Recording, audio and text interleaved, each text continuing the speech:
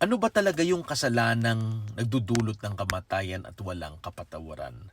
Hi there mga mahal kong kapatid sa Panginoon, mga kapastoran, Pastor Ariel here. And alam nyo yung tanong na yan, hindi pwedeng sagutin ng mababaw.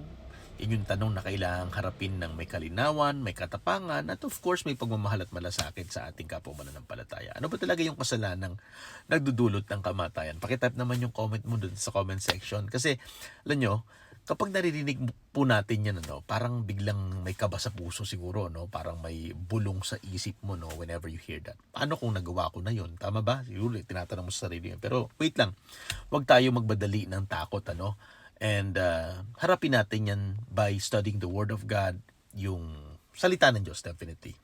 Sabi po in the book of John, 1 John chapter 5 verse 16 to 17, may kasalanan po na hindi nagdudulot ng kamatayan. At may kasalanan din naman po na nagdudulot ng kamatayan. Ibig pong sabihin, hindi lahat ng kasalanan pare-pareho. Pero ano po ba yon? Linawin po natin sa short video na ito. Yung kasalanang nagdudulot ng kamatayan ay ang patuloy, sinasadya at ganap na pagtanggi po sa Panginoong Hesukristo sa kabila ng malinaw na pakilala sa Kanya, paglasap po ng biyaya ng Diyos.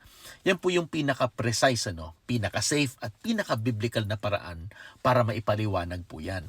Yung pagkakasala po na yan, hindi yung simpleng pagkakamali lang. Hindi yan isang beses na dadapa, hindi yan yung moment of weakness lang. Hindi po ganon. Kasi kung yun po yung basihan, wala na pong maliligtas kasi lahat po tayo from time to time, di ba? Nagkakamali, may mistakes, minsan nabibigla tayo sa pamamagitan ng ating emosyon, nagagalit ka, napapasabi ka ng di maganda kung minsan, tama ba? O kahit gaano ka kareliyoso, ano man yung titulo mo, ikaw man ay pastor, matagal ka ng pastor, o kung ano man, So, ano kaya yung tinutukoy dito, So ngayon, aralin natin ng mas malalim. Kasi po, hindi ito yung kasalanan na basta gawa lang, ito yung kasalanan po ng puso, Hindi ito basta event lang o pangyayari sa buhay. Ito po yung direksyon ng buhay. Ngayon po, para mas maintindihan po natin, tignan po natin yung iba't ibang mga pananaw ng mga Bible scholars. Hindi po para malito tayo, kundi para mas luminaw po yung kasagutan. Unang-una po, yung tinatawag na apostasy view. Dito po sa view na ito, sinasabi po nila na ang kasalanang nagdudulot po ng kamatayan ay yung tuluyang pagtalikod po sa Panginoong Hesukristo matapos siyang makilala. Makikita po natin yan sa Hebrews chapter 6 verse 4 to 6, And also Hebrews chapter 10 verse 26. At malakas po yung napino-point nila dito na kasi malinaw po na may babala laban po sa pagtalikod, Pero ito po yung kahinaan ng passage po na yun. Kapag hindi mo ito na-handle ng maayos, parang lalabas na kahit sino na nadapa o nag-backslide, wala nang pag-asa talaga. Ganun po yung weakness niya. At alam naman po natin, hindi yan ang kabuuang mensahe po ng Biblia o ng salita ng Diyos. Pangalawa po, yung tinatawag na blasphemy against the Holy Spirit. Ito po yung sinabi po ng Panginoong Hesus sa Gospels, Matthew chapter 12, verse 31 to 32, na na may kasalanan na hindi mapapatawad. Okay. Malakas din po itong ganitong punto kasi galing mismo sa ating Panginoong Hesukristo. Kaya lang po ang challenge dito, hindi po malinaw sa marami kung papaano yan i-a-apply sa kasalukuyang panahon.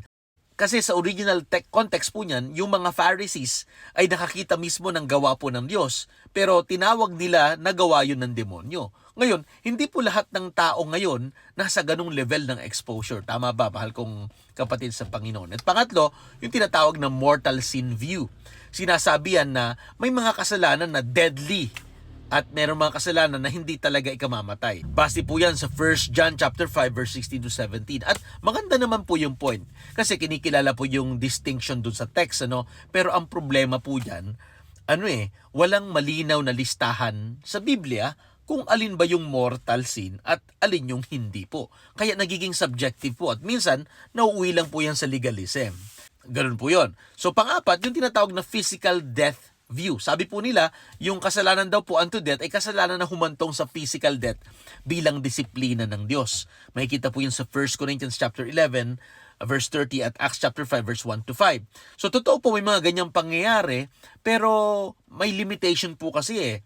Hindi nito fully na ipapaliwanag yung lalim po ng death na tinutukoy po ni John, na may eternal implication. At yung panlima naman po, yung hardened sin view. Ito naman yung paulit-ulit na kasalanan hanggang sa tumigas na po yung puso ng tao. Yan naman po ay binase po nila sa Hebrews chapter 3 verse 12 to 13, especially if kayo nagsusulat, mahal kong kapatid, no? Maganda yung insight kasi pinapakita po nila yung yung proseso. Pero dito yung tanong, kailan nagiging irreversible, no? So hindi rin malinaw. Kung makikita po natin may iba't ibang views, pero ngayon po, pagsamahin po natin sila lahat ngayon. Okay? Ano ang pinaka lumalabas pag pinagsama po natin sila? Hindi ito patungkol sa isang specific na kasalanan lang. Yan po ay tungkol sa isang kondisyon ng puso ng tao. Ano pong kondisyon yun? Isang puso na alam na yung katotohanan, naranasan na yung biyaya ng Diyos, pero piniling tanggihan pa rin ng Panginoong Jesucristo. Hindi po dahil kulang sa grasya ang Diyos, ha? Hindi po ganon.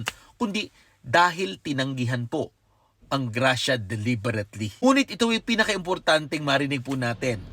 Ikaw ngayon, na nanonood ngayon until now, yes, kung ikaw ngayon nag-aalala ka, kung ikaw ngayon nagtatanong ka pa rin, kung ikaw natatakot, hindi mo pa nagagawa yung kasalanang hahantong sa kamatayan. Bakit po? Kasi yung puso pong matigas, hindi na po nag-aalala yan. Yung pusong patay, hindi na po naghahanap po yan. Yung puso pong deliberately tumanggi na talaga, hindi na po babalik talaga yan. Pero ikaw, nandiyan ka, nakikinig ka, gusto mong maintindihan. Anong ibig sabihin nun?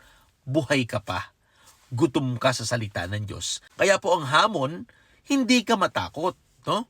Kundi ikaw ay tumugon. Kaya wag mong patigasin ang puso mo. Wag mong ipagpaliban yung mga dapat mong gawing tama. Wag mong i-reject yung katotohanan na malinaw mo nang nakikita ngayon, mahal kong kapatid sa Panginoon. At ito ang tandaan mo, yes, ikaw ngayon, hindi ka mapapahamak dahil nadapa ka lang.